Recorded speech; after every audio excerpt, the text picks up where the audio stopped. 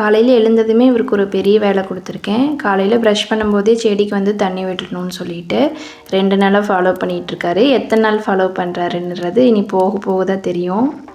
இங்கே ஆல்ரெடி செம்பருத்தி செடியும் மருதாணி செடியுமே இருக்குது. ஒரு செம்பருத்தி செடி வந்து ரொம்ப காஞ்சு போயிருந்தது. இப்போ நம்ம ரோஸ் செடி வச்சுருக்கோம். இனி இந்த கேப்பில் வந்து வேறு ஏதாவது செடி வந்து போடணும் இனிமேல் தான். அப்புறம் மாமா டீ மட்டும் குடிச்சிட்டு கடைக்கு கிளம்பிட்டாரு. அதுக்கப்புறமா நானும் அத்தையும் டீ குடிச்சிட்டு அப்போ நான் சமையல் பண்ண ஸ்டார்ட் பண்ணிட்டேன்.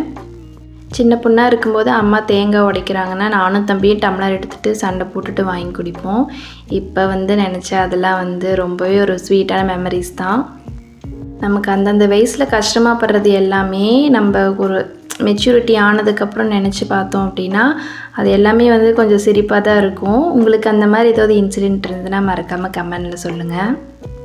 அப்புறம் ஈவினிங் மேலே சாமி கும்பிட்டு அப்புறம் அத்தைக்கு டீ வச்சு கொடுத்துட்டு 2 பேரும் பிஸ்கெட் தொட்டு நல்லா சூப்பராக சாப்பிட்டுட்டோம். அத்தைக்கு கொஞ்சம் பரவாயில்ல, இப்போ நல்லா இருக்காங்க. சரி மாமாலாம் வர்றதுக்கு லேட் ஆகும், நம்மளே போய் வாங்கிட்டு வந்துடலான்னு சொல்லிட்டு கொஞ்சம் திங்ஸ் எல்லாமே வாங்க வேண்டியது இருந்தது. அப்புறம் நான் வந்து கடைக்கு போகலான்ட்டு போயிட்டு வந்துட்டேன். சாதம் வந்து இங்கே பண்ணிடுவேன். அப்புறம் கொழுந்தனார் எல்லாமே சாப்பிட்டுட்டு தூங்கும்போது மட்டும் அங்கே போய் படுத்துப்பாங்க.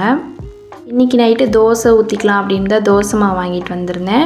35 ரூபா சொன்னாங்க. 1 கிலோன்னு பார்த்தா 800 கிராம் தான் இருந்தது. இதில் எத்தனை தோசை வரும்னு தெரியல.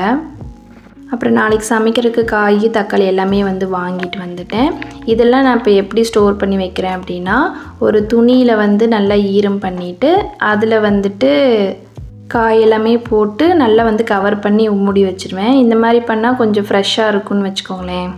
ஃப்ரிட்ஜ் இல்லாதவங்க வேறு எந்த மாதிரிலாம் வந்து ஸ்டோர் பண்ணி வைக்கிறீங்கன்னு சொல்லி அதையும் கமெண்டில் சொல்லுங்கள்.